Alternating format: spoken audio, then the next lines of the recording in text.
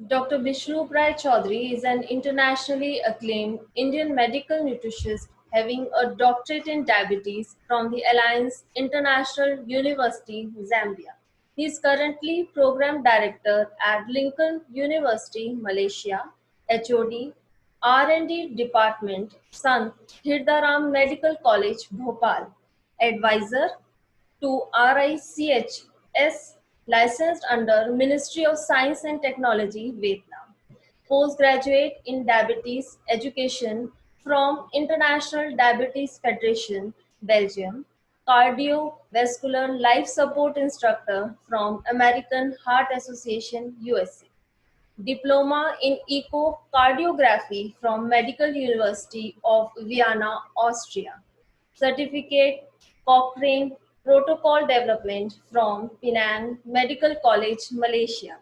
He has successfully developed three-step protocol called the DIP diet to reverse diabetes in 72 hours. Dr. Chaudhary runs his centers in India, Vietnam, Malaysia, and Switzerland and conducts his highly popular program called the 72 Hours Diabetes 2 through the app called Diabetes 72. Dr. Bishrup Rai Chaudhary has authored 25 books and his research work has been published in his reputed medical journals. नमस्कार sir. नमस्कार। Sir आपका स्वागत है हमारे इस international webinar series में जो कोविड-19 past, present and future in India के संदर्भ में है। सर हमारी इस पूरी तरह से अवगत कराएं हमें और जो भ्रांतियां फैली हुई है कि उन्हें हमारे लिए जो एक पेंडेमिक का माहौल बना हुआ है भारत में उससे हमें दूर कराएं। Over to you sir. धन्यवाद माला जी, धन्यवाद, थैंक यू। ये बहुत ही इम्पोर्टेंट सवाल है और इस सवाल को जानने के लिए सवाल तो ये है कि कोरोना ये है क्या, कल क्या था, इस वक्त क्या है आज की तारीख में, और कल क्या होने वाला है, एज ए इंडिविजुअल क्या होने वाला है, एज ए देश कैसे क्या होने वाला है, ऐसे as a society, as a world क्या होने वाला है। जाहिर सी बात है, हम में से जितने भी लोग जिंदा हैं इस दुनिया में इस वक्त, आप सबने इंक्लूडिंग मी, ऐसा कुछ होगा या हमने इमेजिन भी नहीं किया था अपने भयानक से भयानक सपने में भी कि इस तरह की जिंदगी होगी, ऐसी दुनिया होगी जब एक इंसान और पूरा का पूरा दुनिया के लोग अपने ही घर में जेल की तरह बंद हो जाएंगे और ऑन द अदर हैंड पशु पक्षी वो सब आजाद घूम रहे होंगे। राइट, ऐसा तो हमने देखा नहीं था और अब देख रहे हैं, बल्कि हम एक्सपीरियंस कर रहे हैं। अब तो ये हमारे फैमिली का, हमारे काम का, हमारे लाइफ का हिस्सा ही बन चुका है। तो यहाँ पे ये क्या है ये जानना बेहद जरूरी है आप सबके लिए, चाहे वो कोई डॉक्टर है या इंडिविजुअल है, बिकॉज यहाँ पे ऐसा लग रहा है कि लाइफ सिर्फ आपके हाथ में है। अगले पल जिएंगे कि नहीं ये सिर्फ आपके के हाथ में है और वो डिपेंड करता है कुछ नॉलेज का होना। तो सबसे पहले शुरू करता हूँ, कोरोना जहाँ से शुरू हुआ था, जनवरी महीने को याद कीजिए आप सब। जनवरी महीने में जब आप टीवी में देख रहे थे कोरोना नाम, टीवी में देख रहे थे, तो वुहान चाइना का एक शहर है, वहां का सीन दिख रहा था कि कुछ लोग हैं जो रोबोट की तरह या फिर एस्ट्रोनॉट की तरह न जाने अजीब से ड्रेस पहन के रास्ते में घूम रहे हैं, और जैसे ही कोई टेम्परेचर वाला बंदा दिख रहा है, इनके टेम्परेचर उनको पकड़ के ऐसे अरेस्ट कर रहे हैं जैसे कोई बड़े टेररिस्ट को अरेस्ट करते हैं, उठा के कहीं डाल दे रहे हैं और लाशों की ढेर पड़ी हुई है, ऐसा कुछ। तो जब हम टीवी में देख रहे थे हम सब, उसी वक्त यूएस का सीडीसी भी तभी टीवी, सीडीसी मतलब centre for disease control, right, WHO world health organisation, वो भी टीवी में देख रहा था। और उसी वक्त यूके की एक बॉडी है, right, so that is the new and emerging respiratory virus threat group. एक बॉडी है उनकी, वो एक बॉडी उन्होंने बनाई जिसमें करीब 12 से 16 साइंटिस्ट होते हैं हमेशा। ये विकिपीडिया मिल जाएगा एक्जैक्ट नंबर ऑफ साइंटिस्ट कितने हैं, अभी शायद 12 साइंटिस्ट हैं। तो इन साइंटिस्ट का काम है कि जब दुनिया में इस तरह के नए वायरस आएगा या आया, तो अब हमें क्या करना चाहिए, तो वो ग्रुप डिसाइड करता है, यूके वाला। तो जब हम टीवी में देख रहे थे तो वो लोग भी टीवी में ही देख रहे थे। ऐसा नहीं कि उनके पास वायरस आ गया तो उनको वो ज्यादा अच्छा दिख रहा है, जितना आपको दिख रहा था उतना उनको दिख रहा था, उतना सबको दिख रहा था। तो हम सब अपनी अपनी बुद्धि लगा रहे थे कि क्या हो रहा है, ये क्या दिख रहा है टीवी की तरह, मूवी की तरह। तो हमें लग रहा था कि कोई चाइना में एक खतरनाक सा एक कोई राक्षस आ गया है और इनविजिबल राक्षस है और वो लोगों को खाया जा रहा है, मरता जा रहा है। और सुनने में आ रहा है कि वो राक्षस धीरे धीरे बाकी देशों में फैलता जा रहा है, जापान में पहुंच गया, ताइवान में पहुंच गया और कहीं भी पहुंच सकता है। तो ऐसे में उस समय की जो पिक्चर जो वुहान ने दिया, चाइना ने दिया, याद कीजिए चाइना एक ऐसा देश है जो अपने बारे में कभी किसी को नहीं बताता। चाइना एक ऐसा देश है जो कभी भी गूगल फेसबुक को एंटर करने तो दिया नहीं, कि चाइना की सीक्रेट कभी भी कहीं नहीं पता चले, ऐसा बंदोबस्त किया हुआ है। तो एक ऐसा देश जो अपनी हर बात को सीक्रेट रखता है, वो दुनिया को अपनी एक फुटेज दिखा रहा है, तो जाहिर सी बात है कि उस फुटेज कितना रिलायबल है वो एक डाउटफुल चीज है। लेकिन हमने उसी को सत्य माना जो उन्होंने दिखाया और लगा कि हमारे देश में सब जगह आ जाएगा।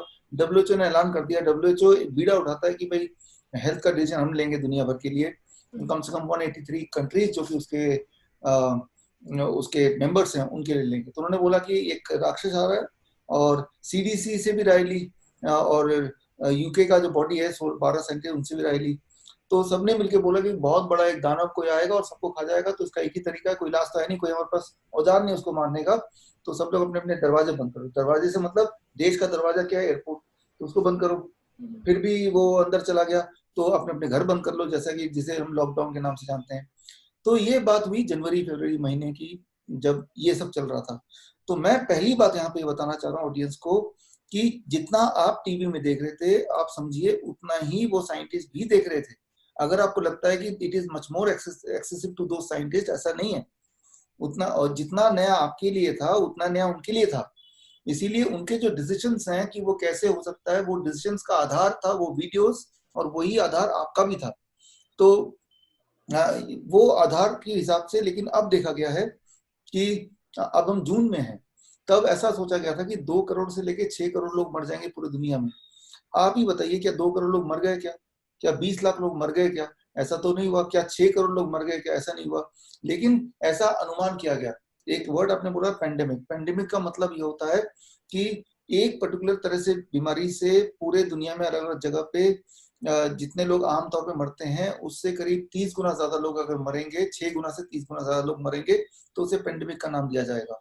पेंडेमिक की डेफिनेशन ये है, राइट? तो वो भी कोई नया वायरस से, नया वायरस भी, तो जाहिर सी बात है एक नया वायरस तो है, लेकिन दूसरी बात कंडीशन की इतने लोग मरने चाहिए, तो उतने लोग मरने की एस्टिमेशन उन्होंने बना दी। एस्टिमेशन का कोई बेसिस नहीं है। मैं क्लियर करता हूँ, देयर इज नो बेसिस। आपको लग रहा होगा कि एक साइंटिफिक फॉर्मूला होगा, बहुत बड़ी टीम बैठी होगी, सबने अपना रिसर्च किया होगा, ऐसा कुछ नहीं, जस्ट दिमाग में आया और उन्होंने कर दिया। तो वो बात सत्य नहीं निकली। पेंडेमिक, क्योंकि हर साल, अब सबसे इंपॉर्टेंट बात बताने जा रहा हूँ, हर साल पूरे दुनिया में 5 लाख कम से कम और 6.5 लाख सब ज्यादा इतने लोग मरते हैं इन्फ्लुएंजा से। इन्फ्लुएंजा मतलब फ्लू, और ये जो कोरोना है ये इन्फ्लुएंजा है। तो इन्फ्लुएंजा है, तो किसी टाइम वो H1N1 से मरते हैं, किसी टाइम इन्फ्लुएंजा बी से, ए से मरते हैं, किसी टाइम ये कोरोना से इस बार मर रहे हैं। बट टोटल जो नंबर ऑफ डेथ होगी हर दुनिया में हर साल का, पिछले 10 साल का आंकड़ा देखेंगे, किसी साल 5 लाख से कम नहीं होगा, किसी साल 6-6.5 लाख से ज्यादा नहीं होगा। इस बार भी आप देखेंगे साल के अंत तक जो फिगर जाएगा वो 5 और 6.5 लाख के बीच में जाएगा। तो बोलने का मतलब ये है कि जितने लोग हर साल मरते हैं इन्फ्लुएंजा से, एग्जैक्टली उतने लोग ही इस बार भी मर रहे हैं। फर्क सिर्फ इतना है कि इस बार जब एक भी इंसान मर रहा है तो वो आंकड़ा टीवी में दिखा रहे हैं, अखबार में बता रहे हैं, आपके कान में हजारों बार आ रहा है एक और इंसान मर गया आपके शहर में, आपके देश में, आपके लोकेलिटी में। जबकि पिछले बार जब इतने लोग मरे थे, आप बताइए कौन से टीवी ने दिखाया, कौन से चैनल ने बताया, कौन से अखबार में दिखाया? तो सबसे पहली बात, इतने लोग क्यों मर रहे हैं, एक दिमाग में आती बात। इतने लोग नहीं मर रहे हैं, इतने लोग हर साल मरते हैं, इन्फ्लुएंजा से मरते हैं। आप कोरोना नाम हटा दीजिए, इन्फ्लुएंजा नाम डाल लीजिए, इन्फ्लुएंजा से कितने लोग पिछले साल मरे हैं आप थोड़ा इंटरनेट पे सर्च कीजिए, आपको पता चल जाएगा। 4.5-6 लाख लोग मरे हैं। इस साल कितने लोग मरे हैं? 4 लाख लोग मरे हैं कोरोना के नाम से। ये 6.5 तक जाएगा, इससे ज्यादा नहीं जाएगा, ऐसा मेरा मानना है, क्योंकि ये फ्लू सीजन है।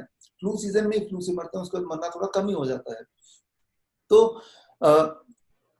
अब ये एक जनरल ओवरव्यू मैंने दे दिया। अब स्टेप बाय स्टेप चलते हैं कि ये सारा चीज क्या है और हमें क्या करना चाहिए।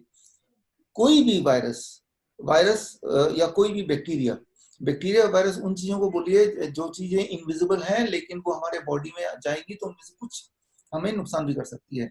वायरस और बैक्टीरिया में फर्क इतना है कि वायरस नॉन लिविंग होता है, नॉन लिविंग यानी कि वो जिंदा नहीं है, वो नॉन लिविंग है, और लेकिन बॉडी के अंदर जाता है, बॉडी के सेल्स के अंदर एंटर करता है, तो सेल्स के सामान को यूज करके अब वो लिविंग बन जाता है, यानी कि मल्टीप्लाई कर पाता है। नॉन लिविंग और लिविंग में फर्क इतना है कि लिविंग जो चीजें होती हैं वो अपना और डुप्लीकेट बना लेती हैं, कई गुना अपना रिप्रोडक्शन कर पाती है। नॉन लिविंग रिप्रोडक्शन नहीं कर पाती।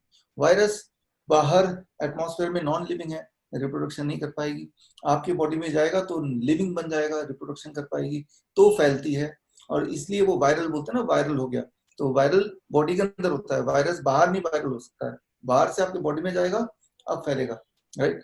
तो कोई भी वायरस कितना डेडली है या कितना खतरनाक है, उसके दो पैमाने हैं, बस दो ही पैमाने हैं। एक तो कितनी तेजी से फैल सकता है, और दूसरा कितने लोगों को मार सकता है।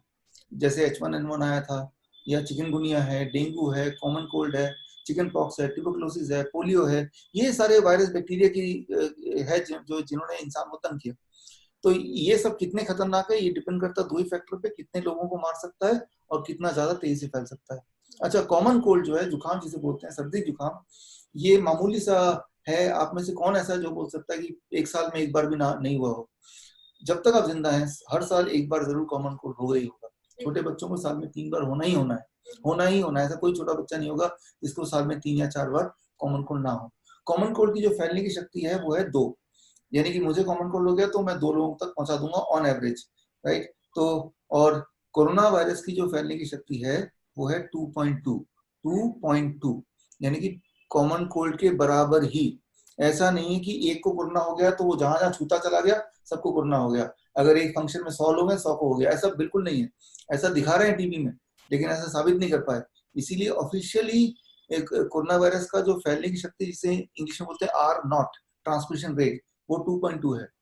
तो जैसा अभी आपने देखा कि अगर एक कॉलोनी में एक आदमी कोरोना पॉजिटिव पाया तो पूरा कॉलोनी को ही क्वारंटाइन कर दिया, उसी को बंद कर दिया।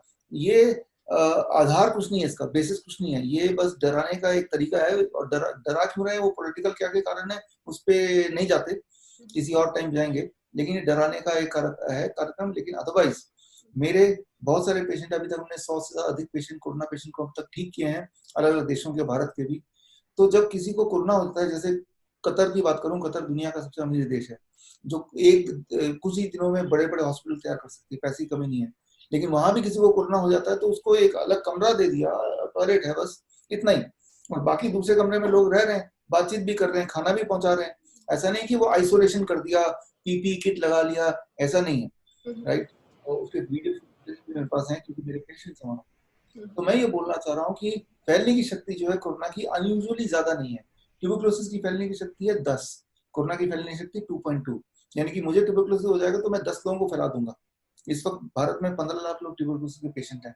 हर साल भारत में, अकेले भारत में 5 लाख लोग ट्यूबरकुलोसिस से मारे जाते हैं। बल्कि जबकि उसे अभी हाईलाइट नहीं किया जाता, तो इसको हाईलाइट नहीं किया जाता, राइट। रोज बोलना चाहिए 1000 और ट्यूबरकुलोसिस के पेशेंट मर गए, बोलना चाहिए ना, क्योंकि एक दिन में कम से कम 1-1.5 लोग मरते हैं। आज की तारीख में भी 1000 लोग मरे होंगे या मरने वाले होंगे, तो उसे हाईलाइट नहीं करते। यानी कि लगभग लगभग ऑन एवरेज आप देखें तो हर शहर में हर दिन एक एक ट्यूबरकुलोसिस का नया पेशेंट बन रहा होगा और मर भी रहा होगा। हर दिन 3 नए बन रहे होंगे और एक नया मर रहा होगा हर दिन। तो उसी को रोज हाईलाइट, और वो भी इंफेक्शियस है, वो भी तेज से, वो भी मुंह से ही फैलता है, नाक से ही फैलता है, छूने से फैलता है, राइट। तो ट्यूबरकुलोसिस जो कि 5 गुना ज्यादा इंफेक्शियस है, और उसके मारने की जो शक्ति है वो कोरोना से कम मेरे ख्याल से 20 से 30 गुना ज्यादा है, 20-20 टाइम्स ज्यादा है।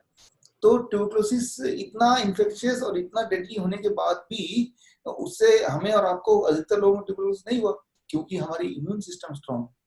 तो इम्यून का खेल है, ट्यूबरकुलोसिस हो या कोरोना हो। तो कोरोना की जो फैलने की शक्ति मैंने बता दिया कि वो उतनी नहीं है, 2.2 है, जो कॉमन कोल्ड की होती है, राइट। और उससे ज्यादा फैलने की चिकनगुनिया का, चिकन पॉक्स का 5, यानी कोरोना से डबल से भी ज्यादा।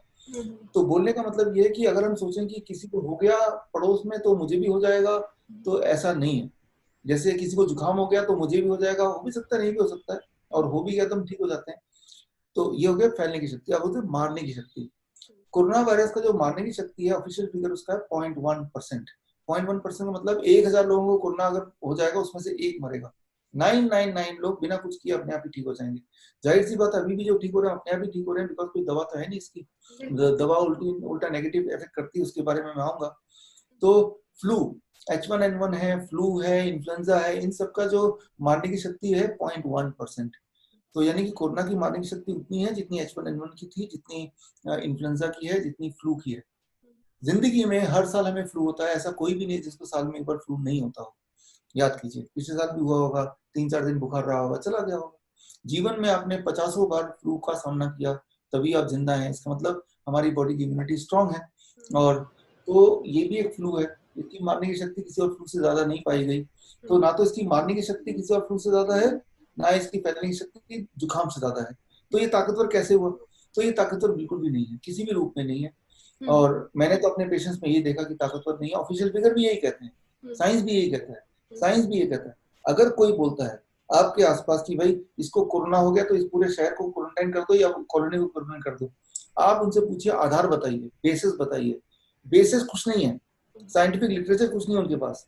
जबकि मैं जो आपको बोल रहा हूँ इसका अगर साइंटिफिक पेपर आपको चाहिए तो सिर्फ इतना याद रखिए, मेरा नाम biswaroop.com/corona, इसमें जाएंगे तो मैंने जितनी सारी चीज बताया या बताने वाला हूँ उन सबके रिसर्च पेपर मैंने पहले ही डाले हुए हैं। और रिसर्च पेपर वो जो दुनिया मानती है, जिसको यानी कि टॉप के 10 जर्नल के जो मेटा एनालिसिस है, उनके रैंडमाइज कंट्रोल ट्रायल हैं, उन्हीं की बात मैं कर रहा हूँ। तो हम यहाँ तक पहुंचे हैं कि कोरोना की ना तो फैलने की शक्ति है अनयूजुअल, ना ही उसकी मारने की शक्ति अनयूजुअल। वो एक सिंपल कॉमन वायरस है, सिंपल कॉमन वायरस। तो उससे ना तो लोग मर सकते हैं उतना, ना तो ये फैल सकता है।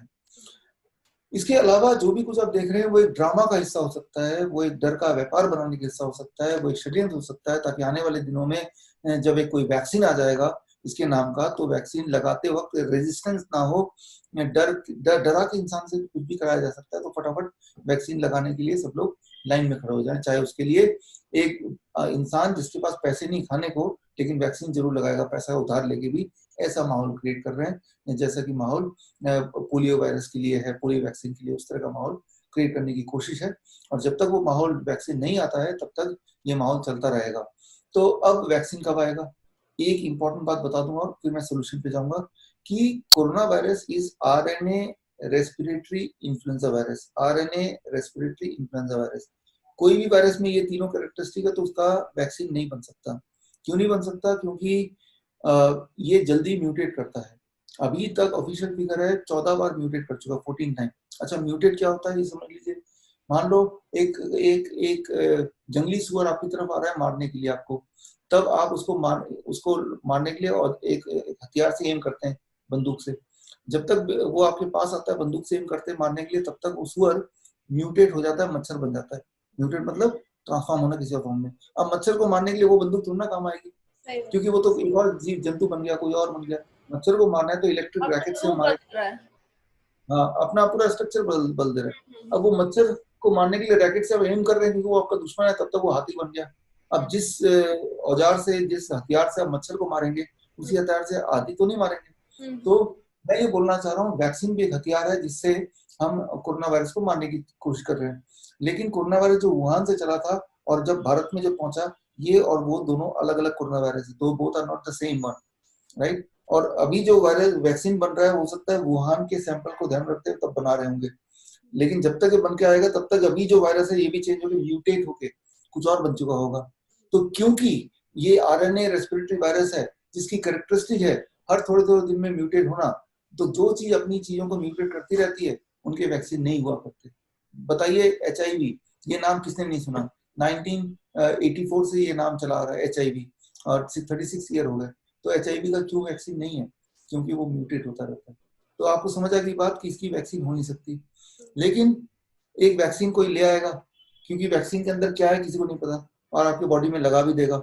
उसके बाद भी कोरोना वायरस हो जाएगा तो बोलेगा कि ये म्यूटेट हो गया, जैसा अक्सर बोलते आए हैं। H1N1 में भी यही हुआ था कि वैक्सीन ले आए, लगा भी दिया, उसके बाद भी H1N1 हो गया। जाहिर सी बात है क्योंकि म्यूटेट हो गया, म्यूटेट होने के बाद नया वायरस बन जाता है वो। तो इसकी वैक्सीन कभी आ नहीं सकती because of this fundamental reason. और लेकिन उसके बावजूद भी जो भी कुछ आएगा उसी को वैक्सीन का नाम देके, जिस तरह से अभी दवाइयों का एक्सपेरिमेंट चल रहा है भारतीयों पे, देखिए मार्च महीने से लेके अभी तक जितने भी कोरोना पेशेंट को क्वारंटाइन किया गया उनको एक्सपेरिमेंट किए गए। एक्सपेरिमेंट के नाम पे antibiotic, antipyretic, anti Mullerian, anti HIV, anti Ebola, आप देख रहे हैं एंटी वर्ड आ रहा है। ये सारी दवाइयां एक्सपेरिमेंटल ड्रग मतलब इसका रिजल्ट क्या आएगा ये नहीं पता, जबकि इनके रिजल्ट ये तो बताते कि ये नुकसानदेह दवा है, लेकिन फिर भी इन पे एक्सपेरिमेंट भारतीयों पे किए जा रहे थे। और इससे मौतें हो रही हैं, और मौतें होने के बाद फिर WHO बोल रहा है इसको बैन कर दो, फिर इसको बैन कर दो। और मौतें होने से पहले भी ये पता था कि ये दवाइयां खतरनाक हैं, ये जर्नल में पहले से जग जाहिर था, क्योंकि ये दवाइयां कोरोना पे कैसे काम करेगी ये तो नहीं पता था, लेकिन ये दवाइयों से बॉडी में कैसे काम करेगा, कितना नुकसान दे सकता है ये पता था। इसको आधार बनाते हुए मैंने कई बार बोला, आप में से जो लोग मेरे वीडियोस देखे हैं या मेरी किताब पढ़ी है corona the scandal of the millennium, मैंने कई बार बोला कि ये सारी दवाइयों से डेथ हो रही है, ना कि कोरोना वायरस से डेथ हो रही है। क्योंकि कोरोना वायरस में तो 1000 में 1 लोग मर सकता है, ऑफिशियल फिगर तो ये। तो 9 अप्रैल को आप अगर मेरा इंटरव्यू पढ़ेंगे, गल्फ कंट्रीज का सबसे बड़ा अखबार है, और गल्फ न्यूज में अगर आप पढ़ेंगे तो मैंने तभी बोल दिया था, check the WHO protocol and you will see it's a combination of anti-malaria, antibiotic, antipyretic, and even in cases a HIV drug. Why do we need antibiotic to treat what is essentially a viral fever? Even the dosage of antipyretics is also extremely high and it can often turn out to be lethal combination. ये बातें मैंने 9 अप्रैल को बता दिया था gulf news में, और लोगों की मौत होने लगी। और उसके बाद यही बात अब WHO बता रहा है जून महीने में। ये जून महीने की ये पहले 1 जून की ये रिपोर्ट देखी WHO की। अब WHO warns over use of antibiotic for covid will cause more deaths. तो अगर आप में से लोगों के सवाल है लोग क्यों मर रहे हैं, उसका जवाब मैंने दे दिया 2 अखबार की कटिंग से। लोग इसलिए मर रहे हैं क्योंकि उनको दवाइयां दी जा रही हैं, और ये एक्सपेरिमेंटल दवाई, एक्सपेरिमेंट मतलब भगवान भरोसे क्या होगा कुछ नहीं पता, तो इसलिए लोगों की मौत हो रही है जो मैंने बताया। और मौत हो रही तो WHO बार बार अपना स्टैंड चेंज कर रहा है। जब मौत की खबरें आ रही हैं, कंप्लेन आ रही है उनके पास, फिर वो एक नया स्टेटमेंट डाल देते हैं जो कि आपको देख रहे हैं। तो ये एक ड्रामा चल रहा है, और जितनी डेथ की खबर आ रही है उस डेथ से माहौल और डरावना। लेकिन ये डेथ है, ये कोरोना वायरस से इसकी रिस्पॉन्सिबल नहीं है, इसका रिस्पॉन्सिबल है दोज ड्रग्स। तो these are the things which is happening. तो ऐसे में आपको क्या करना चाहिए, उससे पहले ऐसे में क्या नहीं करना चाहिए। एक चीज जो मैं आपको बताना चाहूंगा कि मास्क जब लगाते हैं आप, मास्क लगाया तो हम सोचते हैं कि हम कोरोना वायरस से बच गए। देखिए अभी कोरोना वायरस का सबसे बड़ा दुश्मन कौन है? 2 ही दुश्मन है, एक हवा और एक सनलाइट। फ्रेश एयर में वायरस टिकता नहीं है, सनलाइट में वो डिस्ट्रॉय हो जाता है। ये बहुत सिंपल बात है। लेकिन जब आप घर में ही रहेंगे पूरे दिन, सनलाइट से दूर रहेंगे और बंद कमरे में रहेंगे, ना तो फ्रेश लाइट है, ही सनलाइट, ना ही फ्रेश एयर है। एनीवे जब बाहर निकल रहे हैं तो आप मास्क लगा के निकल रहे हैं। यानी कि जब भी आप खांसते हैं तो बैक्टीरिया, वायरस, बहुत सारी चीजें आपके मास्क में चिपक जाती है। अगर वो एयर में खांसेंगे तो वो डिस्ट्रॉय हो जाता है, लेकिन वो मास्क के अंदर है तो स्टेग्नेशन है। स्टेग्नेशन मतलब रुकावट है, रुका हुआ है, इट स्टॉप। तो ऐसे में मैंने रिसर्च पेपर सारा डाला है, मैंने आपको लिंक भी बताया था इसी वीडियो के शुरू में। तो आप जाके देखेंगे कि एक इंसान एवरेज हर घंटे 23 बार अपने मास्क को एडजस्ट करता है, 23 टाइम, बिकॉज हमें आदत नहीं मास्क की। कभी नाक के ऊपर करेगा, नीचे से करेगा, बोलने के लिए फिर थोड़ा नीचे कर देगा, फिर ऊपर कर देगा, फिर खिसकाएगा। तो वो जो वायरस इकट्ठा हो गया वो अपने हाथ में लगेगा। अब आप सब्जी लेने जाएंगे, सब्जी वाले को आप आम को पकड़ेंगे, देखेंगे, फिर रख देंगे, पैसा देंगे, तो जो वायरस हवा में गायब हो जाता, जो वायरस हवा में डिस्ट्रॉय हो जाता, वो संभाल के आपने अपने हाथ से फलों में डाल दिया। कोई और सज्जन आएंगे, वो फल लेके घर जाएंगे, तो वायरस ट्रांसफर हो गए। सिर्फ कोरोना वायरस नहीं, हर तरह का बैक्टीरिया, वायरस भी, क्योंकि हमारे आसपास हजारों तरह के वायरस है, हमारे बॉडी में मिलियंस ऑफ वायरस ऑलरेडी हैं। उनमें से थोड़े से वायरस हैं जो हमें नुकसान करते हैं, तो अगर वो नुकसान वाले वायरस भी हैं तो वो भी आप ट्रांसफर कर लें। So we have to try to understand. ये जो मास्क है ये भी एक षड्यंत्र का हिस्सा ही मैं मानता हूँ कि लिटरेचर, साइंटिफिक लिटरेचर अभी तक के जितने मैंने इकट्ठे किए हैं, और वो सारे लिटरेचर मैंने उसी लिंक में डाले हैं, वो सब यही कहते हैं कि मास्क से इन्फेक्शन बढ़ेगा घटेगा नहीं, राइट? इन्फेक्शन बढ़ेगा घटेगा नहीं। लेकिन फिर ये मास्क पहनने क्यों बोलते हैं, ये सवाल आपको उठाना चाहिए, क्योंकि आप भी नागरिक हैं, आफ्टर ऑल आप भी मास्क पहन रहे हैं। लेकिन इसका कोई एविडेंस नहीं है। एविडेंस जितने भी हैं अब तक के पिछले 10 साल के, क्योंकि 10 साल पहले एक बार और ऐसी कोशिश की गई थी H1N1 के नाम पे, याद कीजिए, जब अक्सर लोग मास्क लगा के निकला करते थे। तब से अभी तक के सारे आंकड़े यही बताते हैं कि मास्क से इन्फेक्शन फैलता है, ना कि रुकता है। तो मैं ये बोलना चाह रहा हूँ, जो भी चीज अपने आसपास हो रहा है वो एक ड्रामा, एक का हिस्सा बोल सकते हैं। चाहे वो मास्क लगाना हो, चाहे एक्सपेरिमेंटल ड्रग्स का हो, चाहे वो क्वारंटाइन हो, ये सारे एक ड्रामा का पार्ट है। चाहे वो बार बार डराना है कि कोविड आ गया, कोविड आ गया, कोरोना आ गया, ये कभी नहीं बताते कि इसकी फैलने की शक्ति सिर्फ 2 तक पहुंचता है, इसके मारने की शक्ति 1000 में से सिर्फ 1 को मार सकता है। 999 लोग बिना कुछ किए ठीक होते हैं, हर बार ठीक होते हैं, और इसके मारने की शक्ति, फैलने की शक्ति कॉमन कोल्ड और फ्लू के बराबर है। इतनी बात अगर बता दें और साथ में ये बता दें कि ये इन्फ्लुएंजा वायरस है, और इन्फ्लुएंजा वायरस से तो हर साल 5 लाख से 6.5 लाख लोग मरते ही हैं, और इस बार भी उसी ब्रैकेट में ही लोग अभी हैं, बल्कि उससे कम है। तो किसी भी मामले में ये अनयूजुअल नहीं है, जो इटली का फिगर आप देख रहे हैं, स्पेन का फिगर आप देख रहे हैं, यूएस का फिगर आप देख रहे हैं, और भारत का जो फिगर देख रहे हैं, इससे पहले तो इन्फ्लुएंजा का रिकॉर्ड भारत रखता ही नहीं है, तो भारत का फिगर देखने का कोई मकसद ही नहीं है, कोई मतलब भी नहीं है। बाकी देशों के जो फिगर है जो आप देख रहे हैं, अरे यूएस में तो 80,000 लोग मर गए अब तक। आप ये पूछिए यूएस से, आप उनके सीडीसी साइट में जाके देखिए पिछले साल कितने लोग मरे थे, आप हैरान हो जाएंगे। पिछले साल का फिगर भी 80,000 के आसपास का ही था। तो लेकिन पिछले साल का जब फिगर इतना लोग मर रहे थे, उस वक्त आपको टीवी में आके कोई नहीं बता रहा देखो इन्फ्लुएंजा से इतने लोग मर रहे हैं। तो जितने लोग इन्फ्लुएंजा से हर साल मर रहे हैं, उतने ही लोग इस बार मर रहे हैं। It is not unusual. Bharat में एक और चीज हुई है कि हर साल भारत में 1.5 लाख लोग मरते हैं निमोनिया से, लेकिन इस बार अगर निमोनिया से कोई मरता है, चाहे वो कोरोना पॉजिटिव हो, कोरोना नेगेटिव हो, कोरोना टेस्ट हो या ना हो, उसको कोरोना पॉजिटिव लिख के कोरोना डेथ ही माना जाएगा। ये ऑफिशियल ये ऑफिशियल प्रेस रिलीज है आईसीएमआर का। आईसीएमआर मतलब Indian council of medical research, ICMR. तो उसी के गाइडलाइन चलते हैं भारत के सारे हॉस्पिटल्स में, और उसी के गाइडलाइन के हिसाब से हेल्थ के सारे स्ट्रेटेजीज बनते हैं। तो मतलब ये कि भारत में अभी आपने भी देखा होगा कि कोई कैंसर से डेथ होगी तो उसमें सर्टिफिकेट में आएगा, डेथ सर्टिफिकेट में कोरोना पॉजिटिव। कोई अगर एक्सीडेंट से भी, राइट, एक्सीडेंट से किसी की मृत्यु हो गई तो सर्टिफिकेट बन के आया कोरोना पॉजिटिव। मतलब भारत की धरती में कोई अगर मर गया तो वो कोरोना पॉजिटिव। ये सुनने में आपको विश्वास नहीं होगा, इसीलिए मैं आपको बोल रहा हूँ कि आप आईसीएमआर की वेबसाइट में जाइए तो आपको मिल जाएगा, या मैंने जो लिंक दिया आपने अपना साइट का, वहां जाइए तो भी आपको ये रिसर्च पेपर मिल जाएगा। बोलने का मतलब ये है कि भारत की धरती में जितने आंकड़े दिखा रहे हैं, उनमें बहुत सारे आंकड़े वो भी तो हैं जो दवाई के साइड इफेक्ट से मरे हैं, बहुत सारे आंकड़े वो भी हैं जो कोरोना थे ही नहीं, लेकिन ये डेफिनेशन चेंज हो गया डेथ सर्टिफिकेट में लिखने का, जिसकी वजह से कोई भी डेथ होती है तो वो कोरोना ही लिख दिया जाता है। अभी एक म्यूजिशियन की डेथ हुई थोड़े दिन पहले, वाजिद खान, हाँ, तो वो भी कोरोना से डेथ हुई, जबकि वो किडनी के पेशेंट थे, हार्ट के पेशेंट थे, और काफी समय से उनकी हालत वैसे भी खराब थी। अब मेरे कितने पेशेंट हैं जो ऑलरेडी ट्यूबरकुलोसिस के पेशेंट हैं, वो एंड स्टेज पे है, लेकिन डेथ हुआ तो कोरोना पॉजिटिव ले दिया। ऑफिशियली अनाउंस किया गया है कि कोरोना से कोई डेथ से पहले या डेथ के बाद टेस्ट करते हैं कोरोना का, पॉजिटिव आए नेगेटिव आए ना आए, in both the case, all the cases corona ही लिखना पड़ेगा।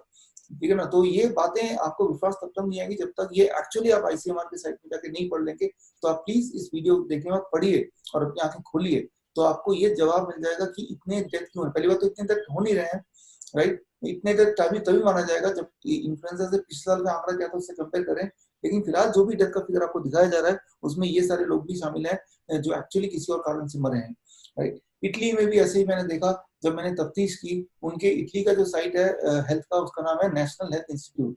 उसमें आप जाके देखेंगे तो पता चलेगा कि जितने डेथ हुए हैं, उन्होंने कहा कि ये डेथ विद कोरोना, मतलब जब डेथ के वक्त कोरोना था, लेकिन कोरोना कारण नहीं है डेथ का, कारण हार्ट डिजीज है, कारण डायबिटीज है, कारण किडनी फेलियर है। और जितने भी डेथ हुए उसका सिर्फ 10% से 12% लोग एक्चुअली कोरोना से मरे हैं। तो उनका ऑफिशियल फिगर और 10,000 अनाउंस किया तो वो 1,000 लोग ही हैं जो ट्रूली कोरोना से मरे हैं। बाकी लोगों की बॉडी में कोरोना वायरस पाया गया है, जैसे हमारे बॉडी में मिलियंस और वायरस भी हैं इस वक्त, लेकिन अगर हम मरेंगे तो उनमें से कोई एक वायरस को डिटेक्ट करने के बाद हम बोल दें कि यही इसका कारण है, तो ये तो सरासर गलत है, ये तो ठीक बात नहीं है। तो डेथ के आंकड़े हैं वो क्यों है उसके एक्सप्लेनेशन मैंने दे दिया है। भारत की बात करें या सीडीसी यूएस की बात करें, यूएस के सीडीसी में जाएंगे तो वहां पे भी आपको सेम रूल मिलेंगे, नियम वहां भी चेंज हो गए हैं अभी, कि इस साल जो भी कोई मरेगा तो वो कोरोना नेगेटिव आएगा तब भी वो लगभग उसे कोरोना डेथ ही माना जाएगा। तो ये सारी बातें तो बिल्कुल अनबिलीवेबल है, बट ये हो रही है, इसी दुनिया में हो रही है और आपकी आंखों के सामने हो रही है। आप में से किसी आपके जान पहचान में अगर किसी की मृत्यु हुई हो, उनका सर्टिफिकेट देखें तो आपको पता चल जाएगा कि कोरोना से कोई लेना देना नहीं है, तब भी कोरोना पॉजिटिव लिख ही देते हैं। जब एक्सीडेंट से मरने को लिख देते हैं तो आप समझ ही जाइए कि हालत क्या है। तो डेथ क्यों हो रहे हैं उसका जवाब आपको मिल गया, और एक्चुअल फिगर इसका इससे बहुत कम ही होगा, जाहिर सी बात है। अब सवाल से देखिए आता है कि हमें क्या करना चाहिए, सोल्यूशन क्या है। सोल्यूशन यही है, सिर्फ एक है, कि वायरस को कभी भी मारने के लिए कोई दवा अब तक बनी नहीं है। वायरस को जब भी किसी ने मारा है वो आपकी इम्यूनिटी ने मारा है, और आज से पहले भी तो आपने कई बार वायरस की लड़ाई जीती है, तभी तो हम जिंदा है। तो इसका मतलब ये कि वायरस को मारने की क्षमता हमारी बॉडी में पहले से ही है। तो वो क्या है, वो हमारी इम्यूनिटी है। तो इम्यूनिटी को बढ़ाना होगा। अच्छा, इम्यूनिटी को कैसे बढ़ाना होगा? सिर्फ 2 स्टेप। स्टेप 1, रोज 0.2 ग्राम विटामिन सी आप खा लीजिए, टैबलेट के फॉर्म में नहीं, कैप्सूल के फॉर्म में नहीं, it is in the form of fruits and vegetable. एक अमरूद खाएंगे तो भी 0.2 ग्राम विटामिन सी खा लिया, 2 संतरे खाएंगे तो भी 0.2 ग्राम विटामिन सी हो गया, 3 मीडियम साइज का मैंगो खाएंगे तो भी 0.2 ग्राम विटामिन सी हो गया, या फिर 4 टमाटर खाएंगे कच्चा तो भी 0.2 ग्राम विटामिन सी पेट में चला गया रोज, या इतना सारा मटर खाएंगे कच्चा तो भी 0.2 ग्राम विटामिन सी चला गया, या 3 फल ले लीजिए, 4 फल ले लीजिए, 300 ग्राम बना लीजिए और वो 300 ग्राम आप खा लीजिए तो भी 0.2 ग्राम विटामिन सी चला गया। इनमें से कोई भी एक कर लीजिए तो लगभग 0.2 ग्राम विटामिन सी आपके पेट में चला ही गया। तो एक चीज ये कि 0.2 ग्राम विटामिन सी पेट में जाना चाहिए, और एक चीज को नहीं करना है वो है एनिमल प्रोटीन को कम कीजिए। कोई भी चीज जिससे एनिमल प्रोटीन आपकी बॉडी में जाता है उसको मत कीजिए। एनिमल प्रोटीन कहाँ कहाँ से आते हैं? अंडे से आता है, मछली से आता है, मीट से आता है, या डेयरी प्रोडक्ट, दूध, दही, लस्सी, मक्खन, घी, पनीर, छाछ। छोड़िए इनको, छोड़ दीजिए इनको। इम्यूनिटी को बढ़ाना है तो एक चीज बढ़ाना है विटामिन सी, एक चीज घटाना है एनिमल प्रोटीन। अगर आपने ऐसा किया तो आपकी चिंता की बात नहीं है। 80% जनता के साथ यही हो रहा है कि कोरोना कब आया और कब चला गया उन्हें पता भी नहीं चला, क्योंकि उनकी इम्यूनिटी ने लड़के उसको भगा दिया और उनको खबर भी नहीं दी। तो बस वही उतनी सी बात आपको, आप पे भी लागू होती है कि कोरोना कब आएगा कब जाएगा आपको पता नहीं है, ना ही मतलब है, क्योंकि लाखों तरह के वायरस इस वक्त भी मेरे आसपास हैं। हमें नहीं लड़ना उससे, हमारी इम्यूनिटी को लड़ना है, हमें तो अपनी इम्यूनिटी को बूस्ट अप करना है। ये तो भी एक बात प्रिवेंशन की। अब मान लो आपके परिवार में, आपके दोस्तों में किसी को कोरोना हो जाए, कोरोना मतलब फ्लू हो जाए, फ्लू मतलब टेम्परेचर बढ़ गया, खांसी आ रही है, कमजोरी लग रही है, या फ्लू लाइक सिम्टम आ रहे हैं, ये सारे सिम्टम होते हैं नॉर्मल सिम्टम जो पहले भी आपने देखे हैं सरों पर। तो ये सिम्टम आते ही क्या करना है? देखिए, कोरोना टेस्ट कराने का कोई फायदा नहीं है। कोरोना टेस्ट कराने का मतलब कि आपको, आप लोगों को बोल रहे हैं देखो मैं कोरोना पॉजिटिव हूँ, तो लोगों का आपके प्रति जो एक रुख है वो बदल जाएगा। ऐसा मानेंगे कि वो आप एक टाइम बॉम्ब में कभी फट सकते हैं, सब आपसे दूर भागेंगे। इंपॉर्टेंट ये नहीं कि आप कोरोना पॉजिटिव है कि नहीं, इंपॉर्टेंट सिर्फ इतना है कि आपको फ्लू हुआ है, टेम्परेचर बढ़ गया और आपको उसको ठीक करना है। ठीक करने के लिए आपको सिर्फ 3 दिन के लिए 3 स्टेप करने हैं। और मैंने देखा है 2016 से जब डेंगू आया था, याद कीजिए, तब से हमारे पेशेंट्स को, चाहे भारत के मेरे पेशेंट्स हैं या मलेशिया या सिंगापुर या वियतनाम या स्विट्जरलैंड, जहां जहां मेरे सेंटर्स हैं वहां वहां की पेशेंट में बात कर रहा हूँ। 2016 ऑनवर्ड जो मैं फॉर्मूला लोगों को बताता हूँ, मैंने देखा कभी चौथा दिन नहीं आता, तीसरे दिन तक शाम तक ठीक हो जाते हैं हर बार, चाहे चिकनगुनिया हो, डेंगू हो, H1N1 हो, या फिर कोरोना के मैंने 100 से ज्यादा मरीज को देख लिया ठीक होते हुए अपने आंखों के सामने होते हुए। तो वही वाला फॉर्मूला मैं आपको बताने जा रहा हूँ, 3 स्टेप 3 दिन के लिए। लेकिन ये फॉर्मूला तब कामयाब ज्यादा होगा जैसे ही पहला सिम्टम आए फौरन आपको वो 3 स्टेप लेने हैं। वो 3 स्टेप क्या है? Step 1, day 1। डे 1 में क्या करना है, आप देखिए यहाँ पे, आपका बॉडी वेट डिवाइड बाय 10। मेरा बॉडी वेट है 60 केजी डिवाइड बाय 10, मान लो दैट बिकम 6। 6 ग्लास बड़ा ग्लास सिट्रस फ्रूट जूस यानी कि मौसमी पाइनएप्पल का जूस, और 6 ग्लास बड़ा ग्लास नारियल पानी पूरे दिन भर में। बड़ा ग्लास मतलब 400 ml का एक ग्लास होना चाहिए, बहुत बड़ा ग्लास। और इसके अलावा कुछ नहीं खाना, इसके अलावा कुछ नहीं पीना, सिर्फ इसी पे रहना है, पानी पी सकते हैं। डे 1 पहले दिन ये करना है। पहले दिन जैसे ये करेंगे तो ताकत और घटेगी नहीं, ताकत ठीक ठाक रहेगी, टेम्परेचर 101 से बढ़ेगा नहीं। अब डे 2 को देखिए, फॉर्मूला चेंज करना है। आपका बॉडी वेट डिवाइड बाय 20। मेरा बॉडी वेट कितना है? 60 केजी डिवाइड बाय 20, यानी कि 3 ग्लास सिट्रस फ्रूट जूस और 3 ग्लास नारियल पानी पूरे दिन भर में पीना है, धीरे धीरे करके। फ्रेश पीना है, कोई बॉटल वाला नहीं पीना है, पैक नहीं पीना है। जूस बनाते वक्त छानना है उसको, और छान के तुरंत ही धीरे धीरे पीना है, फ्रेश, रेफ्रिजरेटर वाला नहीं। तो साथ में एक और फॉर्मूला जुड़ गया, यहाँ देखिए एक और फॉर्मूला, आपका बॉडी वेट इंटू 5। मेरा body weight 60 KG into 5 that become 300। 300 ग्राम खीरा टमाटर भी खा लेना है दूसरे दिन। आज अगर फीवर हुआ है, आज अगर कमजोरी हुई है, आज अगर फ्लू हुआ है, तो आज का तो ये है फर्स्ट डे, फिर ये है सेकंड डे। सेकंड डे के बाद तीसरा दिन यानी कि आखिरी दिन। आखिरी दिन 12 बजे तक ये फॉर्मूला इज आपका बॉडी वेट डिवाइड बाय 30। मेरा body weight 60 KG divide by 30 that becomes 2 glass नारियल पानी और 2 ग्लास सिट्रस फ्रूट जूस। 12 बजे तक फिनिश कर लेना है, पेट में होना चाहिए। लंच में वही करना है जो कल किया था आपने, यानी कि आपका बॉडी वेट इंटू 5 यानी कि 300 ग्राम खीरा टमाटर खा लेना है 60 केजी के इंसान के लिए। डिनर तक आप शॉक्ड हो जाएंगे, सरप्राइज होंगे कि आप ठीक हो चुके होंगे डिनर तक, यानी कि आपकी टेम्परेचर नॉर्मल आ चुकी होगी, ताकत वापस आ चुकी होगी। आप नॉर्मल वेजिटेरियन खाना खाएंगे, कम नमक और कम तेल वाला। इतना ही टाइम लगता है किसी भी वायरस को बाहर फेंकने के लिए, खास तौर पे अगर वो वायरस रेस्पिरेटरी वायरस हो तो, यानी कि कोरोना वायरस। मैंने यही देखा अपने पेशेंट्स पे, ये देखा है। और इसको, इससे डरने की जाहिर सी बात है, जरूरत नहीं, क्योंकि इतनी आसानी से तो बाहर निकल जाता है। ना तो इसकी फर्टिलिटी रेट ज्यादा है, ना इसकी फैलने की शक्ति ज्यादा है। हाँ, डराने की पावर है इसकी। क्योंकि लोग डरा रहे हैं। अगर जब भी आप किसी को फोन करने जाएंगे तो पहले तो ये वही रट आएगा कि युद्ध चल रहा है, युद्ध चल रहा है, योद्धा है, सब लोग हारते जा रहे हैं, अखबार में दिख रहा है, तो योद्धा है, युद्ध चल रहा है। इमेजिन कीजिए कि कोई वर्ल्ड वॉर 2 या 3 या 4 चल रहा हो और आपके घर के बाहर गोलियां बरस रही हो, तब जाके इस तरह की वार्निंग आनी चाहिए थी, जबकि ऐसा कुछ भी नहीं हो रहा है। ऐसा क्यों हो रहा है, इसके पॉलिटिकल कारण क्या क्या हो सकते हैं, वो आप थोड़ा इन्वेस्टिगेट कीजिए, आपको छोड़ता हूँ। लेकिन मेरा काम है आपको बताना कि अगर कुछ हो जाए फ्लू, इंपॉर्टेंट ये नहीं कि वो फ्लू का नाम H1N1 है कि कोरोना है, इंपॉर्टेंट है कि उस वक्त आप ये 3 स्टेप कर लें तो तीसरे स्टेप तक by third day you can recover, आप ठीक हो सकते हैं। ये तो हुई एक बात। लेकिन इसके अलावा भी अभी 5 जून को वर्ल्ड एनवायरमेंटल डे था, उस दिन हमने एक नई सर्विस शुरू की है। वो सर्विस में फ्री में पूरे देश को हम एक सपोर्ट सिस्टम देते हैं, इसका नाम है NICE, that is network of influenza care expert, network of influenza care expert. तो ये सर्विस हमने शुरू की है। इस सर्विस में क्या है कि आप में से किसी को भी अगर कोरोना हो जाए या इन्फ्लुएंजा हो जाए तो आपको सिर्फ एक ही काम करना है, ये देखिए wishroom.com/NICE, यानी कि network of influenza care expert. ये लिंक आप याद रख लीजिए, कोई भी आपको मिले जिसको कोरोना हो जाए या फ्लू हो जाए या टेम्परेचर बढ़ जाए, उसको सिर्फ इस लिंक में जाके अपना नाम और जो भी सिम्टम है भरना है और अपना फोन नंबर भरना है। जैसे ही फोन नंबर भरेंगे 2 घंटे के अंदर हमारे जो इन्फ्लुएंजा एक्सपर्ट है पूरे देश में 200 हैं, वो आपको फोन करके कांटेक्ट करेंगे और आपके साथ वर्चुअली तब तक रहेंगे जब तक कि आप ठीक ना हो जाएं। वो 3 दिन भी हो सकता है और वो 10 दिन भी हो सकता है। और जाहिर सी बात है 3 दिन उनके लिए होगा जो फर्स्ट सिम्टम के साथ ही वो डाइट फॉलो करेंगे, राइट। और रात के 12 बजे भी 2 बजे भी उनको फोन करेंगे तो वो इन्फ्लुएंजा एक्सपर्ट आपको सपोर्ट करने को तैयार है। एक फोन नंबर और डिस्प्ले देख रहे हैं, या तो हेल्पलाइन में फोन करेंगे और या फिर आप इस लिंक में जाके फॉर्म भरेंगे। तो मतलब ये जो सर्विस है वो एब्सोल्युटली फ्री है इस देश के लिए, और हमें रोज हजारों की संख्या में लोग कांटेक्ट कर रहे हैं और हम उसको सर्विस दे पा रहे हैं।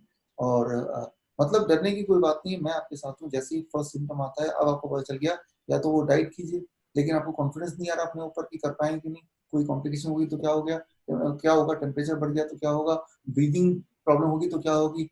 तो देखिए तब तो हॉस्पिटल जाना ही पड़ेगा। एक छोटी सी आखिरी बात बता दूं, हॉस्पिटल क्यों जाना पड़ेगा, वहां उनके पास क्या है, आप बोलेंगे उनके पास ऑक्सीजन है, उनके पास वेंटिलेटर है।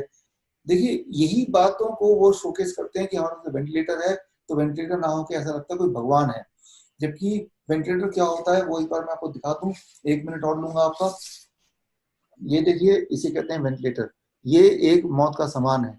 ये वेंटिलेटर मौत का सामान क्यों बोल रहा हूँ, क्योंकि वेंटिलेटर के जो सक्सेस रेट है कोरोना पेशेंट पे वो है 94% अनसक्सेस रेट। मतलब अगर 100 लोग कोरोना पेशेंट जाते हैं अंदर भर्ती होते हैं तो वेंटिलेटर में, तो 94 लोग तो बाहर ही नहीं आते, वैसे ही मर जाते हैं, और 6 लोग बाहर आएंगे। वो जो 6 लोग हैं उनमें से भी आधे लोग कुछ 2-3 महीने में उनकी मृत्यु हो जाती है, और जो आधे लोग बच गए हैं उनकी हालत ऐसी होगी कि वो लाइक ए डेड बॉडी, मतलब अपने छोटे छोटे काम के लिए भी वो लोगों पे निर्भर होते हैं। लोगों पे निर्भर मतलब वेंटिलेटर का मतलब कि वेंटिलेटर ही लंग्स का काम कर रही है, तो लंग्स और ब्रेन का जो कनेक्शन टूट जाता है, उसके बाद खाना खाने के लिए हाथ कैसे उठाना है, खाना को कैसे चबाना है, छोटे छोटे काम में भी उनको बड़ा स्ट्रगल होता है, नए सिरे से बॉडी सीखती है सारा कुछ।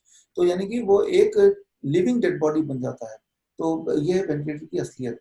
हमारे एक मित्र हैं डॉक्टर KV तुमाने, जो भारत के चेस्ट इन्फेक्शन में या इन्फेक्शियस डिजीज स्पेशलिस्ट में उनका नाम टॉप में आता है।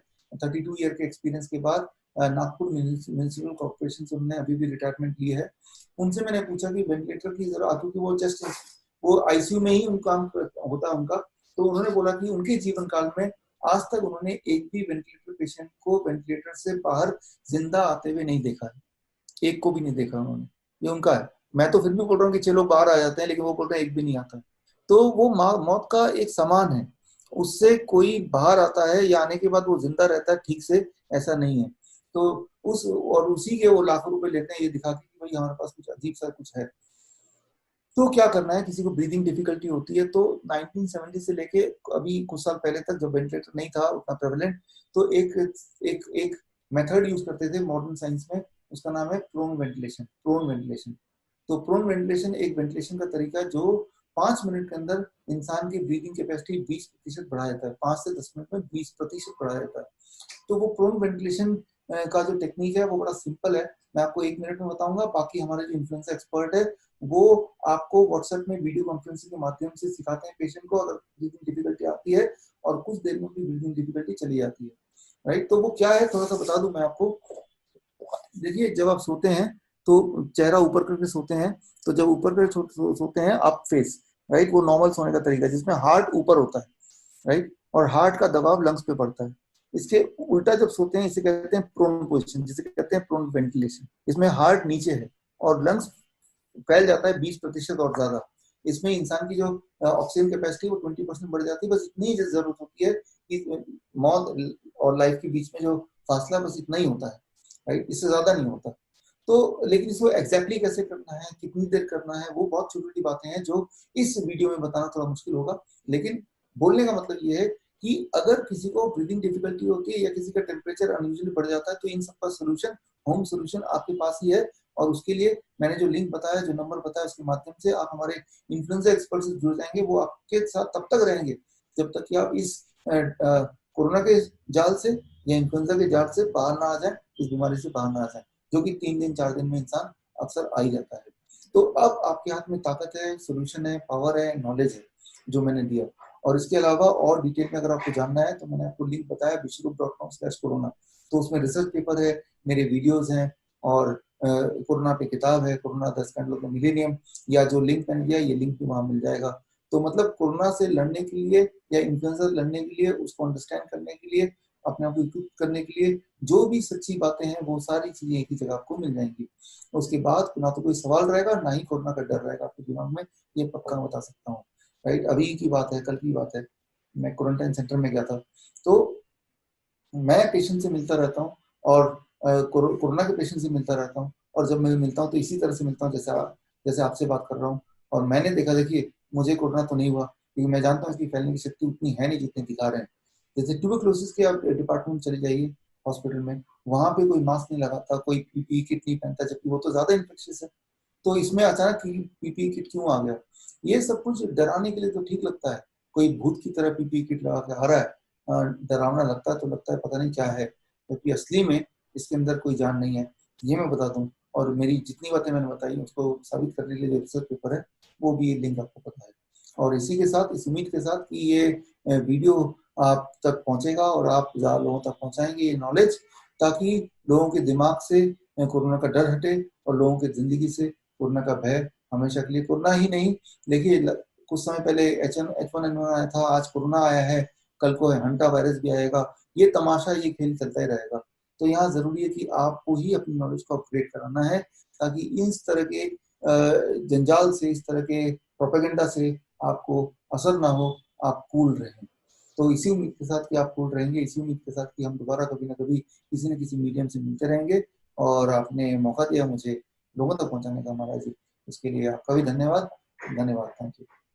बहुत बहुत शुक्रिया सर, आप लगातार ये सबको समझाने का प्रयत्न कर रहे हैं कि कोविड-19 एक पेंडेमिक नहीं है, और अपने आपने बहुत सारे मरीजों, बीमारों को इससे निजात भी दिलाया है।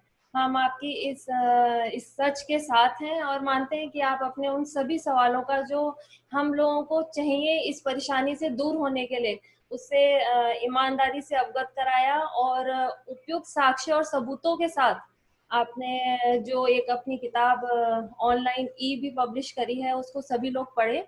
और इसी के साथ मैं आपका धन्यवाद करती हूँ। मैं डॉक्टर बाला भारती अपनी और अपनी टीम की तरफ से आपका धन्यवाद करना चाहती हूँ, और उम्मीद करती हूँ कि सब आपके दिखाए हुए पथ पर चलें और अपने आप को स्वस्थ रखें। आपका हमारे सीरीज में आने का एक बार फिर से धन्यवाद। शुक्रिया सर। Thank you.